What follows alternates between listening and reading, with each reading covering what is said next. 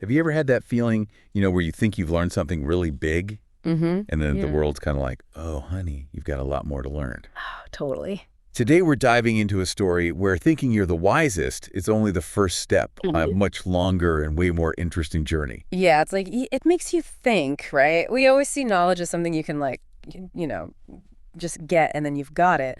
But this story is saying that maybe it's not about just like having it, but like always looking for more. Yeah, and the story we found for you today is so cool.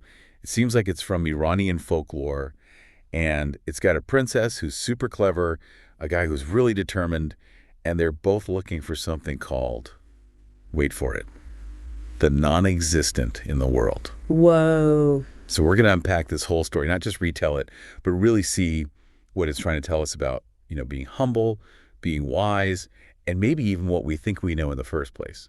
Yeah, and what's really cool is how the story starts. You've got this king, right?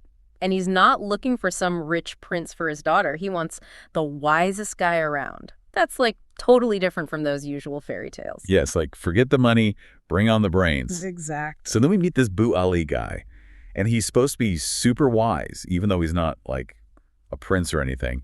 And it's his mom who goes to the king, which is kind of interesting. It makes you think about where his wisdom came from. Yeah, for sure. Like, was it something she taught him? Did she, like, encourage him to be curious or something? Right. It's not like he's bragging about how smart he is. Huh. It's his mom who's like, my son's the wisest. Yeah. It makes you think about how people see wisdom in others. Absolutely. But, the princess in this story, she's not just sitting around waiting to be told who's wise. She's like, hold on, I need to see this for myself. Yeah, she wants to test him herself. Yeah. And that shows you that wisdom isn't just like a rule from the king, right? Yeah. It's something the princess cares about too, which is pretty cool. Yeah, she's not just going to marry whoever based on like some old tradition. She wants a real thinker. So she asks Bu Ali straight up about his wisdom. And get this, he doesn't say he knows everything. Really? Yeah, he's actually kind of humble about it. Yeah. He even says maybe other people are wiser than him. Wow, that's unexpected. Usually when people want to prove they're smart, they do the opposite, right? It's like the fact that he knows how much he doesn't know Yeah. makes him seem even wiser to her. It's kind of like that saying, the more you learn, the more you realize you don't know. Yeah, exactly.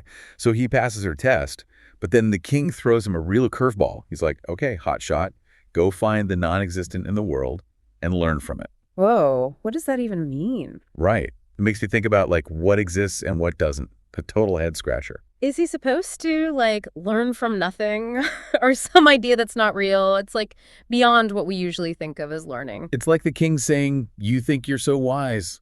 Try figuring this out. It's a challenge that's meant to break apart everything he thinks he knows. And the way Bu Ali gets ready for this crazy trip is interesting, too. It's not like he packs a bunch of fancy stuff. He just takes bread and water. Yeah, it's not about treasure or anything like that. Right. He's focused on what he needs for his mind and body, not like, gold or whatever. It's all about the intellectual and, like, spiritual journey. Exactly. But then he runs into this old man who's, well, he's pretty down to earth. He basically says, if something doesn't exist, how can you learn from it? Haha. Yeah, that's a pretty common way to think, right? We tend to ignore things we can't see or understand. The old man is all about what's real and tangible. It's like a reminder that sometimes the way we think can actually stop us from seeing new things. That's a good point. But Bu Ali, he doesn't back down. He's like, a wise man either doesn't start a journey, or if he does, he finishes it. He's totally committed to the journey, even though the destination is, like, impossible. It shows how much dedication you need to really understand something deeply. It's not always easy or clear. So he keeps going, and he ends up in these mountains, the Pamir Mountains, and you won't believe this, but he finds a demon in a cave. Really? And the demon says, I am the non-existent in the world. Talk about a plot twist. Whoa. That's wild. How can something that doesn't exist be right there in front of him, talking? And even weirder, he's supposed to learn from it. Right. It's like the story is messing with our heads on purpose. Maybe the non-existent is really like our biggest fears or the things we just don't understand yet, but it's showing up as something real. That's deep. And then the demon tells him, you're here to learn what you don't know. Which is crazy because you'd think that knowing a lot is what makes you wise. Yeah. But the demon is saying it's about knowing what you don't know. So it goes back to that idea of being humble, right? You can't really learn if you think you already know everything. Exactly. But then things take a turn for the worse. But Ali gets trapped in a well, with just yogurt to eat. It's a rough spot for our wise guy. He's gone from searching for knowledge to basically trying to survive. It shows that the journey to wisdom isn't always like fun and games, right? There can be tough times, times when you feel alone and have to rely on others. And he does get lonely. He asks for a musical instrument.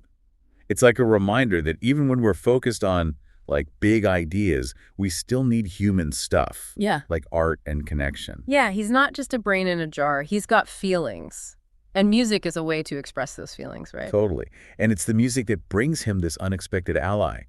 Marjana, the demon's daughter, she hears him playing and it draws her in. So there's this connection through music between the prisoner and the demon's kid. It's like saying you can find common ground with anyone, even if they seem totally different, because we're all human.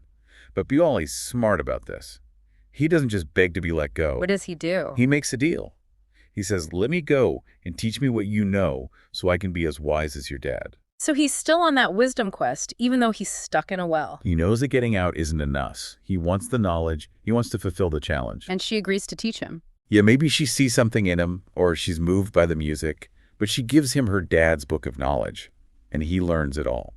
So now he's got the demon's wisdom. Right. It's like this transfer of knowledge, the non-existent to him. Yeah. It makes you think, like, maybe wisdom can be shared even when we think it's hidden. For sure. So what happens next? Does he get out of the well? Oh, yeah. But it's pretty epic. He turns into a dove and flies away. A dove. The story gets magical here. It's not just about ideas anymore. There's real action. And of course, the demon's not happy. Oh, no. He turns into a hawk and chases after him. Talk about high stakes. That's intense. And where do you think Buali goes for help? I don't. Back to his mom. He goes back to the princess. No, that makes sense. He started this journey because of her, and now he's back, needing her protection. It's like their destinies are linked by this whole quest for wisdom. Yeah, and she doesn't let him down. But the demon, he's tricky. He shows up disguised as a dervish, trying to trick them into letting him take Buali, who's still a dove. It's like saying that sometimes what seems harmless can actually be dangerous, especially when it comes to knowledge. Like you can't always trust what you see on the surface. Right. And the princess, she's clever.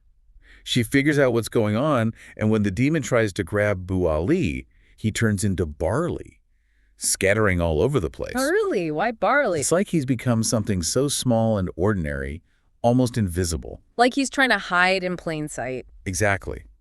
But the demon, he's not giving up. He turns into a rooster and starts pecking at the barley, trying to eat Buali. So it's like a battle, the demon trying to destroy the knowledge he had. But Buali's got one last trick. One grain of barley hidden under the princess's foot turns into a fox. A fox? And guess what?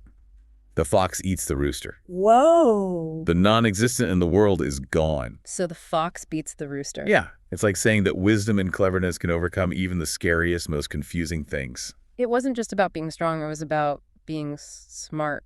Exactly. And with the demon gone, Buali turns back to normal and reveals himself. The king sees all this crazy stuff and finally accepts him. And guess what he gives the princess as a dowry?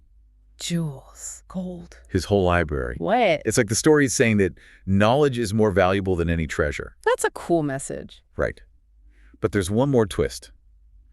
Buali marries Marjana, the demon's daughter, to his brother. Whoa, hold on. It's kind of like they're all coming together, maybe forgiving each other even though they were enemies. Like maybe knowledge can bring people together in unexpected ways. Yeah, I guess. So this whole non-existent in the world thing, what do you think it really means? It could be all the stuff we're afraid of because we don't understand it yet. Yeah, all the unknowns out there. Or maybe it's like that feeling of thinking we know everything, which is dangerous because it stops us from learning more. That's so true. By beating the non-existent. But Ali shows us that it's okay to not know everything. It's even good because it keeps us curious. Right. And the story is full of lessons, like be humble, don't give up, and sometimes you find help in the weirdest places. And most importantly, wisdom is a journey, not a destination. You never really stop learning. So what really stuck with you from this story? Was it the quest for the wisest person? Or that whole idea of something called non-existent, having all this knowledge? I think for me, it's how music and connection play such a big role in Buali learning. It's like even when he's facing these huge, crazy challenges, it's the human stuff that helps him get through. Yeah, that's a great point. This Iranian folktale gives us a whole new way to think about knowledge. It's not about just having the answers, but being humble enough to learn, being tough enough to keep searching, and being open to connecting with others along the way. Exactly. We really hope you check out more Iranian folklore and mythology. There are so many cool stories with awesome characters and lessons to learn. Like, what other non-existent things are out there waiting for us to discover and understand? Yeah, what else is hiding in plain sight that we just haven't figured out yet? That's a good question. Lots to think about. Definitely. Thanks for joining us on this deep dive. It's been fun. See you next time.